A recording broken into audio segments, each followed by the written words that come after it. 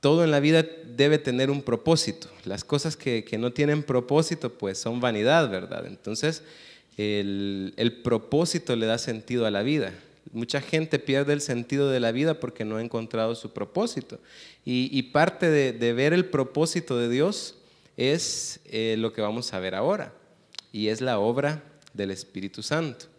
Vamos a hablar acerca de la obra del Espíritu Santo.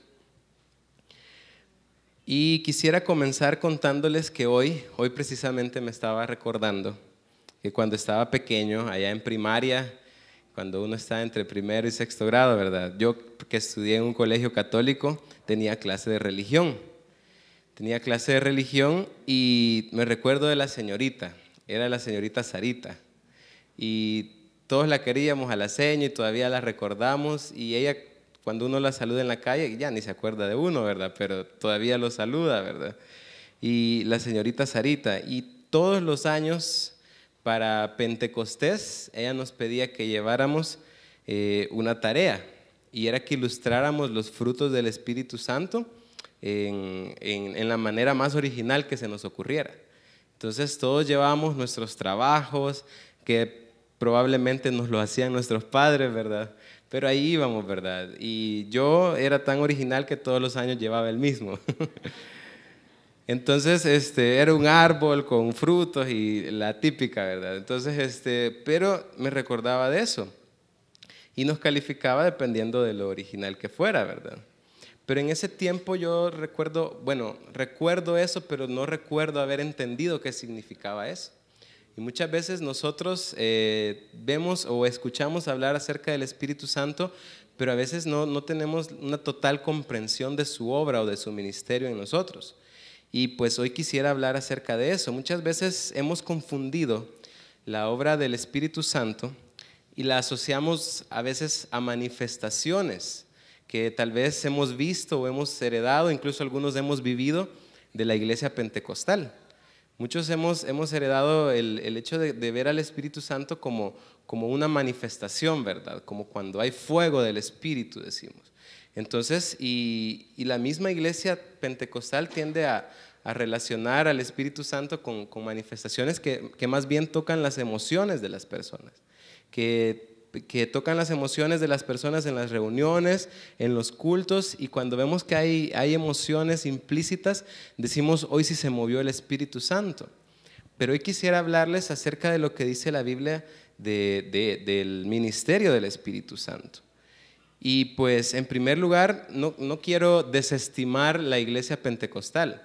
De hecho, yo crecí en una iglesia pentecostal y tengo mucho cariño y respeto por eso. Lo que quiero hacer a la luz de la palabra es que podamos ver cuál es el ministerio o la obra principal del Espíritu Santo en la iglesia. Y para empezar quisiera contarles que la fiesta de Pentecostés nada tenía que ver con el Espíritu Santo. Pentecostés nosotros ahora lo relacionamos con el Espíritu Santo porque ahora lo tenemos en el Nuevo Testamento.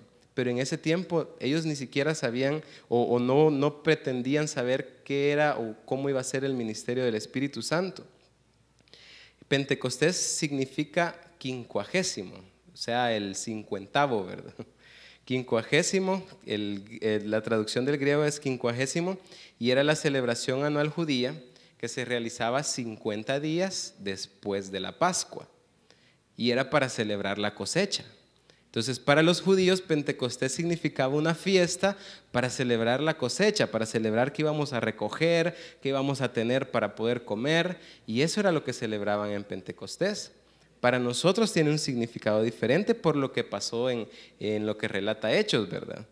Que la venida del Espíritu Santo sobre las 120 personas que habrían de iniciar la iglesia cristiana, tal como la conocemos ahora, coincidió con esa fiesta de Pentecostés. O sea, fue exactamente el mismo día. Dice la Biblia que estaban en la fiesta de Pentecostés cuando el Espíritu Santo cayó sobre aquellas personas que estaban en ese lugar. Entonces, de ahí el nombre pentecostal, ¿verdad? No tiene que ver con el Espíritu Santo. Entonces, y muchas personas limitan la obra del Espíritu Santo a este suceso. Y decimos, es que Pentecostés tiene que ver con con emoción, con alegría, con fuego, con lenguas, con hablar en lenguas. Y probablemente confundimos o limitamos a eso la obra del Espíritu Santo, cuando es mucho mayor que eso. Yo no digo que eso sea falso, lo que digo es que lo limitamos a eso. Y muchas veces tenemos una concepción errada y Dios me libre de juzgar a alguien, pero quisiera ponerles un video, no sé si ya estamos listos con el video. Quisiera pasarles un video que me encontré en internet de cómo a veces nosotros tenemos una concepción del Espíritu Santo o del mover del Espíritu Santo. Y quisiera que lo viéramos y que no lo veamos con ojos de crítica, ¿verdad?, sino de la realidad que vivimos.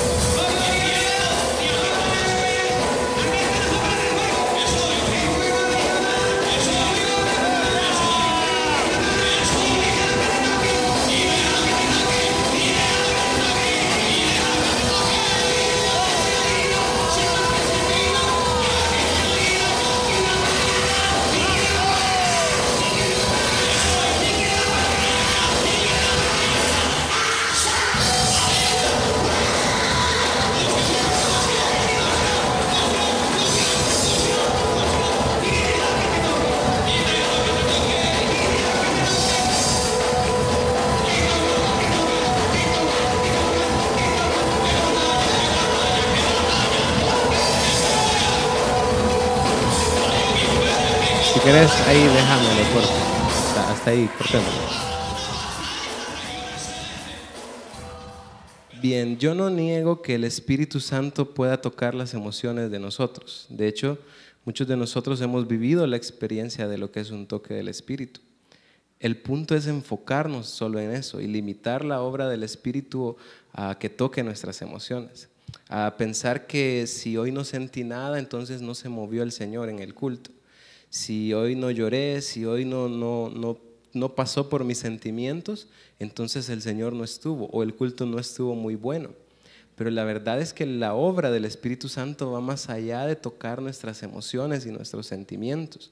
La obra del Espíritu Santo, como lo vamos a ver en los versículos bíblicos, va más allá de eso y como lo dijo Jesús. En Juan capítulo 14, versículo 15 al 17, encontramos lo primero que nos dice Jesús acerca del ministerio del Espíritu en la tierra. Juan 14, 15. Juan 14, 15. Y dice así: si me amáis, este es Jesús hablando, ¿verdad? Si me amáis, guardad mis mandamientos, y yo rogaré al Padre y os dará otro consolador, para que estén con vosotros para siempre. El Espíritu de verdad, al cual el mundo no puede recibir porque no le ve ni le conoce, pero vosotros le conocéis porque mora con vosotros y estará en vosotros. La palabra que la versión Reina Valera traduce como consolador es parakletos, es del griego parakletos, que no tiene una traducción específica al castellano. El parakletos no se puede traducir específicamente en una palabra, ¿verdad? Pero literalmente quiere decir que es alguien que es llamado al lado de uno como abogado. Es alguien que es llamado para defenderlo a uno. Esa es la esencia de la palabra. Un parakletos podría ser una persona que era llamada como abogado para defender a alguien, pero también podría ser un experto que se llama como para consultarle algo o para que dé consejo acerca de algo difícil. Por ejemplo, cuando tenemos problemas con las conexiones eléctricas, nosotros llamamos a un electricista, ¿verdad? Cuando tenemos problemas con nuestro cuerpo, con el funcionamiento de nuestro cuerpo, nosotros vamos al doctor. Entonces, el parakletos era llamar a alguien para que nos ayudara a resolver algo difícil. Esa es la esencia de la palabra. Y eso es lo que Jesús les está diciendo. Les está diciendo, yo les enviaré al Paracleto. Dice, si me amáis, guardad mis mandamientos y yo os rogaré al Padre y os dará al Paracleto. Él les va a enviar a alguien que los va a ayudar, que les va a dar soporte. La palabra confortador o auxiliador es un poco más adecuado para definir Paracleto, porque es alguien que viene en la ayuda de alguien más cuando se le necesita. Y ese es el primer indicio de la obra del Espíritu Santo en la iglesia. Lo que Jesús está tratando de decir es que les está encargando una tarea difícil, les está dejando una misión muy difícil a la iglesia cristiana, a los discípulos. Les dice, lo que van a afrontar va a ser muy difícil, pero yo les voy a enviar a alguien para que les ayude. Él les va a guiar a toda verdad, dice otro versículo. El Espíritu de verdad, el cual el mundo no puede recibir porque no le ve, pero mora en vosotros y estará con vosotros. Entonces les está diciendo, a pesar de que lo que van a enfrentar va a ser difícil, el Padre les va a enviar a alguien para que les ayude. No están solos. Yo me voy a ir, les dice, porque unos versículos antes les está diciendo que Él se va a ir. Yo me voy a ir, pero les dejo a alguien. No es como, digamos, a veces a los padres les toca dejar solos a los hijos en casa, ¿verdad? Y tal vez son unos niños tremendos que van a quemar la casa cuando uno llegue. Pero cuando le dice, yo me voy, pero les dejo a su prima que los va a cuidar. Entonces ya se quedan con más confianza, ¿verdad? Entonces el punto es que Jesús se va, pero les está diciendo, yo les voy a dar a alguien para que les dé ayuda y para que les dé soporte. Les voy a mandar a alguien, les dice, que los guiará a lo que deben hacer y los va a capacitar para hacerlo. Porque la función no es del Paracletos no es solo guiar sobre algo, sino capacitar sobre algo. Entonces nosotros, por ejemplo, para tener una charla de higiene y seguridad industrial, digamos, llamamos a alguien que sepa sobre higiene y seguridad industrial. Llamamos a alguien que tenga alguna experiencia o algún conocimiento. Entonces ese especialista es el que nos guía y nos dirige. En ese sentido, Jesús les está diciendo, para la misión que ustedes tienen que enfrentar, necesitan a alguien que conozca. Y yo les voy a enviar al Espíritu Santo. Y entonces, en ese sentido, la primera parte, podemos decir que en primer lugar, el Espíritu Santo está con nosotros para ayudarnos. Es el Espíritu de Dios que ahora nos capacita para cumplir la misión de la iglesia. La misión de la iglesia está contemplada en el gran mandamiento y en la gran comisión. Vayan y hagan discípulos, bautizándolos, y tiene que ver con predicar el evangelio, enseñar a otros o discipular a otros, convivir en comunión con otros, servir y adorar a Dios. Todas estas cosas no las pudiéramos hacer de la manera correcta si el Espíritu Santo no actuara en nosotros. Qué difícil es convivir en familia. Aquí hay personas totalmente diferentes. Todos somos totalmente diferentes. Pero podemos convivir en familia porque el Espíritu Santo puede ser el adhesivo que nos une. Entonces, si yo le puedo decir a usted, dele una sonrisa a la persona que tiene a la par, usted lo hace. Y tal vez a veces hay roces, hay cosas entre hermanos, pero de repente, si fuéramos solo una organización más, fuera muy difícil amar a las personas, amarnos unos a otros. Entonces el Señor nos envía al Espíritu Santo para poder darnos soporte en la misión que tenemos que hacer como iglesia. Y eso es lo primero, ¿verdad? Luego en Juan 16, desde el versículo 7 hasta el versículo 11, Juan 16, ahí adelantito, del 7 al 11 dice, Jesús siempre hablando, pero yo os digo la verdad, os conviene que yo me vaya, porque si no me fuera, el Consolador no vendría a vosotros. Mas si me fuere, os lo enviaré. Y cuando Él venga, convencerá al mundo de pecado, de justicia y de juicio.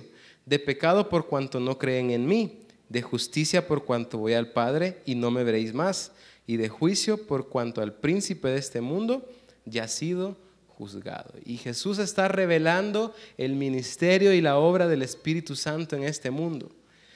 ¿Dice algo acerca de tocar las emociones de la gente? ¿Dice algo acerca de hacernos sentir bien? De hecho, todo lo contrario, dice algo acerca de hacernos sentir mal. Y el Espíritu Santo está en esta tierra para hacernos sentir mal. Y antes de que alguien me apedree porque piense que estoy diciendo una herejía, el primer punto que dice Juan es convencer al mundo de pecado. Convencer al mundo de pecado. Yo los enviaré para que el Espíritu Santo pueda convencer al mundo de pecado. En el original la palabra para convencer es elengein, que se usa para el interrogatorio de un acusado hasta que admite sus errores por convicción. Es cuando a alguien le empiezan a hacer un interrogatorio o un examen y esa misma persona se da cuenta que lo que hizo está mal. Probablemente uno a veces no piensa que lo que hace está mal, pero hasta que le hacen un examen y lo confrontan y le dicen, mira, esto que hiciste está mal, hasta entonces uno puede decir, de veras, verdad, lo hice mal. Entonces, en ese sentido, esa es la palabra que se usa para convencer al mundo de pecado. Los judíos que crucificaron a Jesús, ellos pensaron que estaban sirviendo a Dios. Si a nosotros viniera un Mesías y nos dijera, yo soy el enviado de Dios, probablemente también lo mandaríamos a la silla eléctrica. Pero vienen los judíos y crucifican a Jesús creyendo que estaban sirviendo a Dios.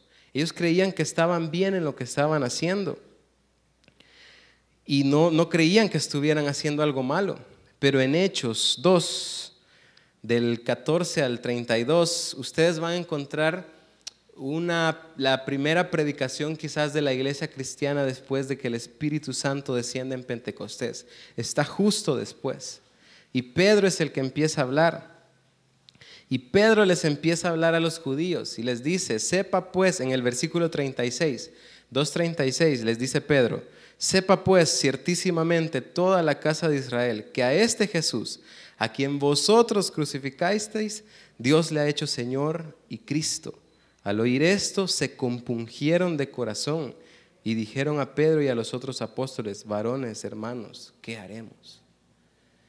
Esta es la obra del Espíritu Santo en las personas. Esta es la esencia de la obra del Espíritu Santo. Al final del pasaje ustedes van a encontrar que 3,000 personas se añadieron a la iglesia aquel día. 3,000 personas. ¿Hace cuánto no vemos un mover así, por lo menos en este país? Al menos en África he visto que se convierte en un montón de gente actualmente, pero en nuestro país, 3,000 personas con una sola predicación. 3,000 personas. Puede un pescador de profesión, alguien que de profesión era pescador, sin mucha letra, sin condiciones para estudiar en ese tiempo, que unos días atrás se lamentaba por haber traicionado a su maestro, por haberlo negado 3 veces. Hace unos días Pedro estaba llorando en la amargura de haber traicionado a su maestro. Estaba escondido de los mismos judíos a los que les está predicando ahorita por temor a que lo mataran a él también. Y ese mismo Pedro viene y con el poder del Espíritu Santo les habla y las personas se conmueven. Y son convencidas de que aquello que acaban de hacer, de crucificar a Cristo, está mal, totalmente mal. Y vienen y 3,000 personas se añadieron a la iglesia. Dice que los 3,000 se bautizaron aquel día. Imagínense bautizar a 3,000 personas. Imagínense estar, delante del poder de convencimiento del Espíritu Santo. Y esto le da paz a uno de predicador, porque no es el predicador quien convence de pecado para la conversión de las almas. No es el hecho de que alguien esté parado aquí que lo hace apto para convencer a alguien que está mal lo que está haciendo o que su vida va por el camino equivocado. Es el trabajo del Espíritu Santo a través de él. Mientras el predicador más se ha entregado a la obra del Espíritu Santo, más limpiamente fluye el mensaje y más limpiamente puede fluir el Espíritu Santo de Dios. Pero los que estamos aquí somos personas que también tenemos errores, que nos cuesta, que luchamos constantemente con nuestros deseos de la carne, que en una vida pasada también hicimos cosas que no debimos. Y es por eso que no importa quién esté, si el Espíritu Santo está en medio de esa predicación, las personas ahí donde están sintiendo que el Espíritu les escarba en las entrañas y dicen: esta palabra, Dios mío, pero no tanto por lo que se está diciendo o por quién lo está diciendo, sino por la obra del Espíritu en los corazones. Y eso es lo que debemos buscar nosotros como iglesia, que el Espíritu Santo cada vez que vengamos a reunirnos aquí se mueva de una manera tal que las personas puedan ser conmovidas y que podamos entender que lo que estamos haciendo o el camino que llevamos es el equivocado y que necesitamos a Dios. Esa es la necesidad del poder de la iglesia. ¿Quieren ver un milagro? El domingo en la tarde vimos 7 aquí parados, 7 milagros. 7 personas que iban directo al infierno probablemente y que dieron media vuelta y empezaron a caminar al cielo. ¿Qué más milagro que ese, hermano? ¿Qué más milagro que ese? El Señor yo sé que Dios está pensando en hacer cosas milagrosas en medio de nosotros. Que Dios está pensando en hacer sanidades milagrosas, en dar provisiones milagrosas. Yo lo creo en el nombre de Jesús. Pero esas cosas nos van a servir para esta tierra. Pero ¿qué pasa cuando alguien se convierte a Cristo y lo reconoce como Señor y Salvador? Eso trasciende hasta la eternidad. Y ese es el mayor trabajo de la iglesia, el que debemos buscar con vehemencia. No tanto buscar los milagros que vienen de enfermedades o de provisiones divinas, porque esos van a venir por añadidura. Si nosotros buscamos el verdadero propósito de la obra del Espíritu Santo en nosotros, que es el convencer al mundo de pecado. Convencer al mundo de pecado. ¿Para qué estamos aquí como iglesia? Para llevar la obra del Espíritu Santo a la gente. Para decirle a la gente: hay alguien que los puede transformar y nosotros se los podemos presentar. Esa es nuestra labor como iglesia. Y es lo que necesitamos hacer. En primer lugar decíamos que el Espíritu Santo está en nosotros y en medio de nosotros para ayudarnos con esa misión. En segundo lugar, para convencer al mundo de pecado. Y en tercer lugar, para convencer al mundo de justicia. Lo primero que dice Jesús: convencer al mundo de pecado, y luego de justicia. Ahí habla de la justicia de Cristo, porque Jesús dice: convencer al mundo de justicia por cuanto voy al Padre. Decía alguien o escribía alguien: es alucinante el que haya tantas personas, entre ellos nosotros, que ponen su confianza para toda la eternidad en un criminal judío que murió crucificado. Hace unos días hablábamos de que la crucifixión era solo para los peores criminales, ¿verdad? Para aquellos que hacían lo peor. Y así murió Cristo. ¿Y cómo nosotros podemos entender ahora que ese criminal judío que había muerto crucificado es Rey y Salvador del mundo? Por medio del Espíritu Santo. Él es el que nos convence de la justicia de Cristo, de que en la muerte del justo nosotros podemos encontrar salvación. Él es el que nos convence. Yo puedo pasar horas y horas aquí diciéndole: hermano, Jesús esto, Jesús lo otro, pero voy a haberle hablado solo a su intelecto. Pero su corazón y su espíritu, de nada sirve una predicación que solo habla al intelecto y el Espíritu Santo no se mueve en los corazones de las personas. Necesitamos que el Espíritu se mueva en medio de nosotros. Y el tercer punto era convencer al mundo de justicia. Es el Espíritu Santo el que nos convence de la justicia perfecta de Jesús, por cuanto resucitó y volvió a la gloria del Padre. Aquel criminal, aquel carpintero que tenía apenas 33 años, volvió a la gloria del Padre. Y nosotros sabemos que ese Salvador puede salvar nuestra vida por la obra del Espíritu Santo. Si el Espíritu Santo no obrara en nosotros, nos diera lo mismo que hubiera sido un doctor o que hubiera sido cualquier cosa. Pero nosotros sabemos que ese hombre que murió fue el Salvador de este planeta. Y el número 4 es convencer al mundo de juicio. Decía el versículo: por cuanto el príncipe, y de juicio, por cuanto el príncipe de este mundo ya ha sido juzgado. Es la obra del Espíritu Santo en nosotros la que nos dice que el mal ha sido derrotado y que ya perdió, que Satanás ya perdió la batalla y que ya fue hallado culpable. Es la obra del Espíritu Santo en nosotros la que nos dice que el mal ya fue derrotado para siempre en la cruz y que ahí nosotros podemos encontrar descanso para nuestra alma. Porque el mal que acechaba nuestro corazón, nosotros podemos ir y depositarlo delante de los pies de la cruz. Y el mal ya ha sido derrotado. También es el Espíritu el que nos convence nos hace estar seguros de que habrá un juicio final al cual todos debemos acudir. Pero que nosotros vamos a acudir a ese juicio con la sangre de Cristo encima de nosotros. Que nosotros no vamos a ir desprotegidos a ese juicio, sino que vamos a acudir con la sangre del Cordero. Y esa seguridad de decir, yo soy salvo por la eternidad, solo la puede dar el Espíritu Santo. Es la obra del Espíritu Santo en nosotros. Y eso, mis hermanos, es mucho mayor que tal vez pasar un rato, como dijera alguien, de borrachera en el Espíritu. Yo no digo que no se puede dar, yo lo creo. Yo creo que alguien puede ser tocado por el Espíritu, incluso caer, pero eso no es lo más importante. De hecho, hace algún tiempo yo recuerdo que a mí se me cayó alguien, y no era un bebé, ¿verdad? Sino que yo recuerdo que por aquí estábamos y a mí se me cayó alguien. Yo oré por esa persona y se cayó. Yo asustado iba, hermano. Entonces, y yo decía, qué bendición, el Señor la tocó a esta persona y todo esto.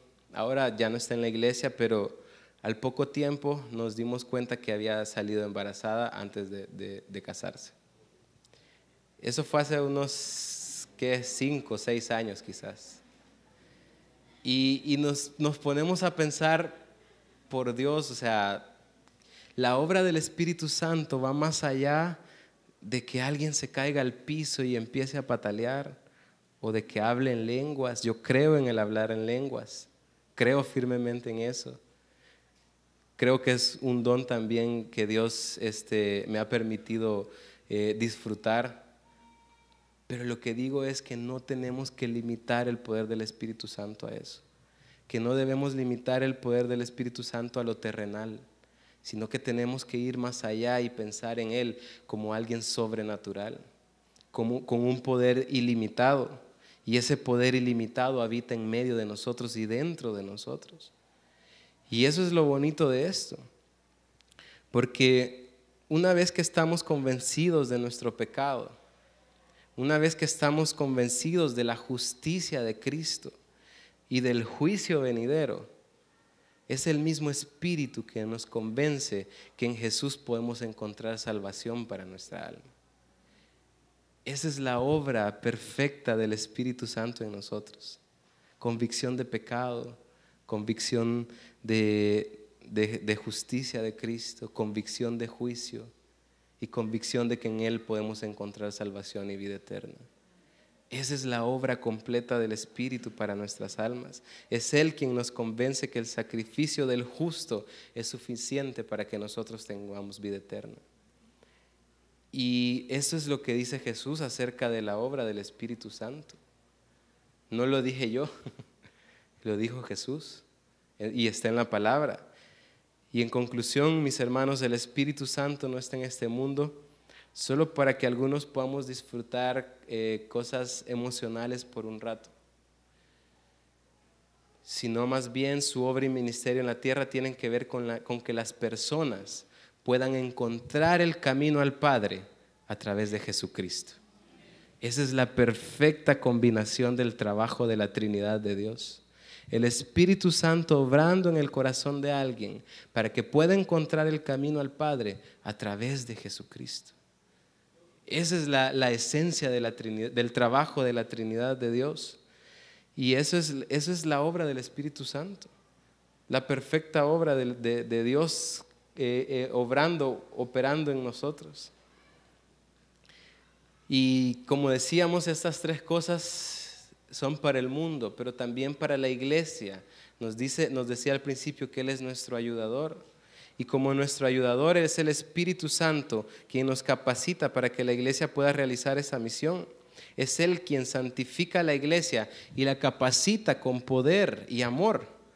Es el Espíritu Santo quien capacita a la iglesia y quien le da poder y quien le da amor. Y es por eso que nosotros podemos tener poder y amor por medio de Él. Pero es necesario que vivamos conforme al Espíritu y dando frutos del Espíritu, dando el fruto del Espíritu. Y esto es quizás el meollo de todo para la iglesia, dar el fruto del Espíritu. En Gálatas 5:16 dice Pablo: digo pues, andad en el Espíritu y no satisfagáis los deseos de la carne, porque el deseo de la carne es contra el Espíritu y el del Espíritu es contra la carne, y estos se oponen entre sí para que no hagáis lo que quisieres. Nosotros estamos en constante lucha, ¿verdad? El Espíritu contra la carne. Vivir bajo el Espíritu o conforme al Espíritu, como nos pide Pablo, es andar en el Espíritu, es dar o reflejar el fruto del Espíritu.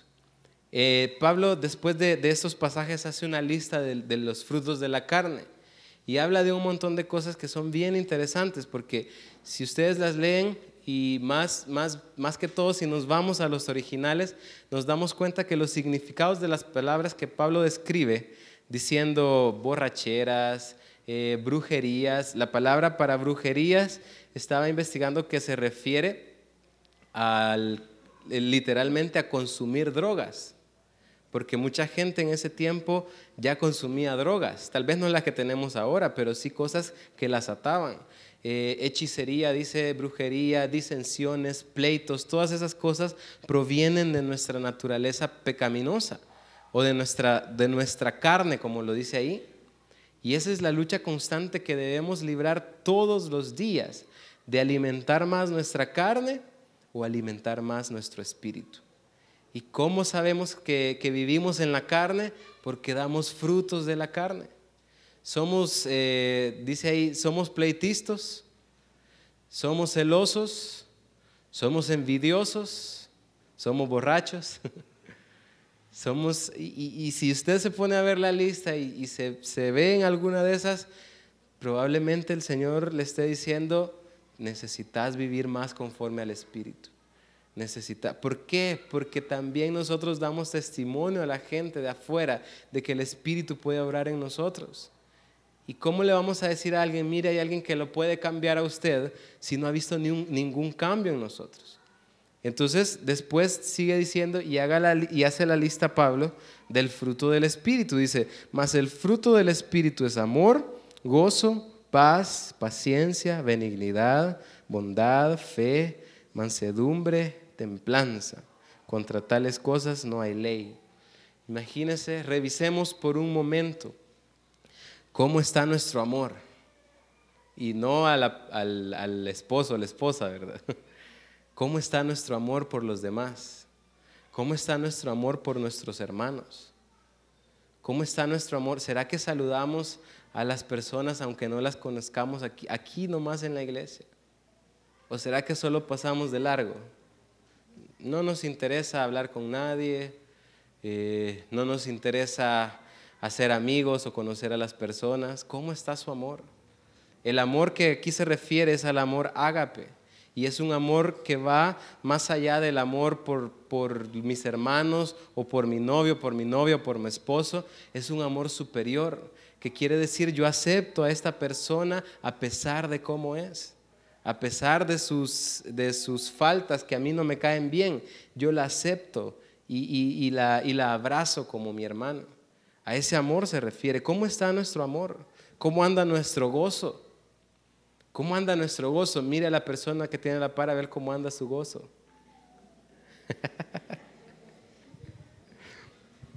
Algunos hemos guardado el gozo por años. Tal vez meses hace que usted no tiene gozo, tal vez días.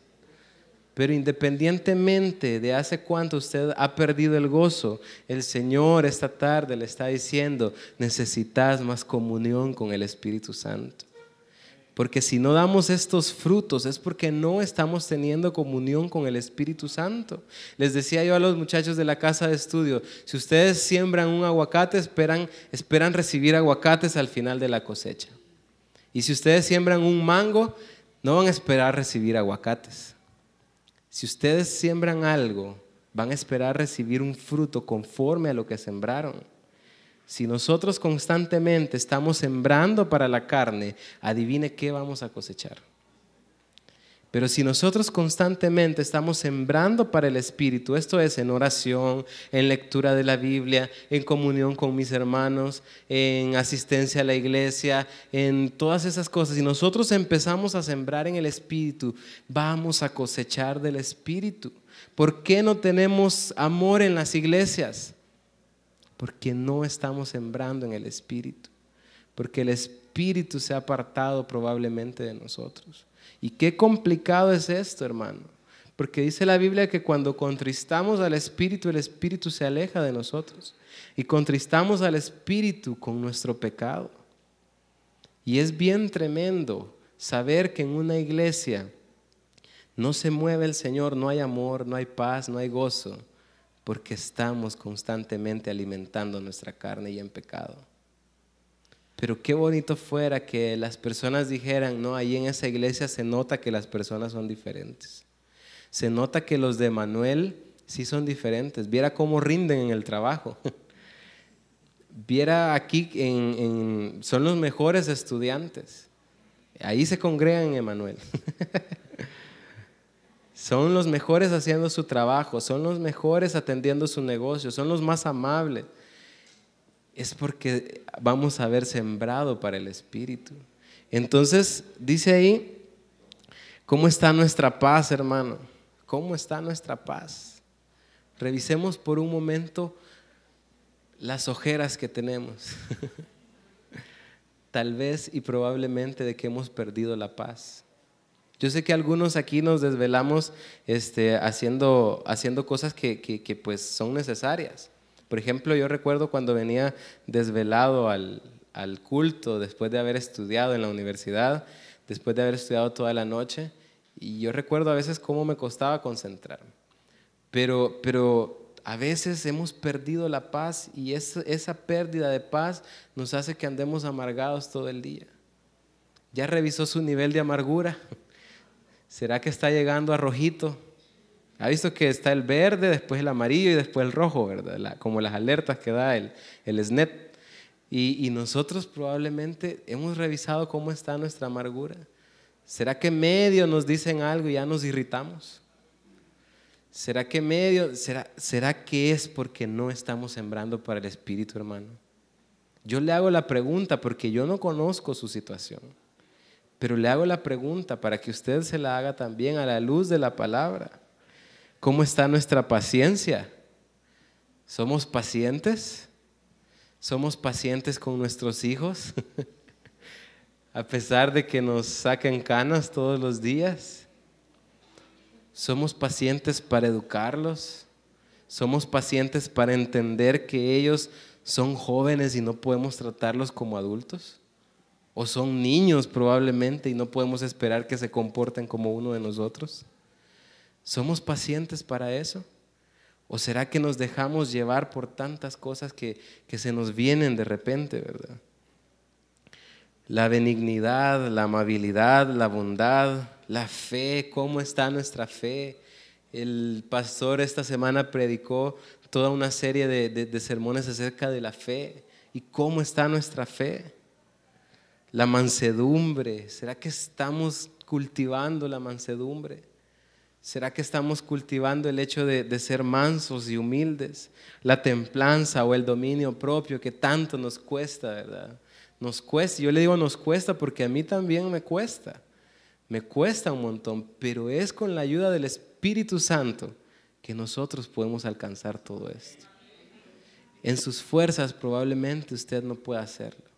En sus fuerzas usted tal vez diga, no hombre, yo nunca voy a ser paciente. Si yo medio me hacen algo, ya mecha corta, ¿verdad? Hay testimonios aquí. Sí, hermanos, mi testimonio es de mecha corta. Imagínense cuántas cosas hemos perdido y yo le digo esto no para que nos pongamos a lamentarnos, ¿verdad? Que estamos perdidos, sino para que reaccionemos y veamos que necesitamos que la obra del Espíritu Santo empiece a ser más real en nuestra vida. Necesitamos que el Espíritu Santo obre de una manera más real en nuestra vida, no solo tocando nuestras emociones, sino que yendo más profundo a nuestro carácter. Ese es el verdadero fruto del Espíritu Santo. Ese es el verdadero o la verdadera obra del Espíritu Santo en nosotros. No es tanto lo que decíamos, sino más bien el hecho de que nuestro carácter pueda ir creciendo a la estatura del varón perfecto. ¿Qué tanto nos parecemos a Cristo? ¿Qué tanto nos parecemos este año un poco más que el año pasado?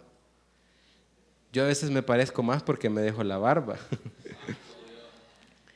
Pero ¿nos parecemos un poco más que hace un mes? ¿Será que estamos caminando de verdad en el Espíritu para llegar a la estatura del varón perfecto? ¿O será que no estamos dejando obrar al Espíritu en nosotros y nos dedicamos a hacer lo que a nosotros nos place? Ese es el mensaje de esta noche. La verdadera obra del Espíritu Santo es más interna que externa. Y el verdadero fruto del Espíritu Santo es más a largo plazo que a corto plazo. Usted puede pasar ahora y probablemente yo lo bote aquí. Tal vez le meta zancadilla, ¿verdad? Para que se caiga. Pero la verdadera obra del Espíritu Santo se va a demostrar cuando usted salga y vaya a su casa a enfrentar los problemas que enfrenta siempre.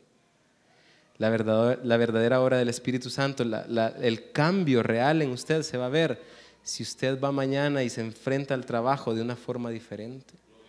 Si a pesar de las circunstancias usted empieza a tener paz. Si a pesar de lo difícil que puede ser su situación, usted empieza a tener gozo. Esa es la verdadera obra del Espíritu Santo.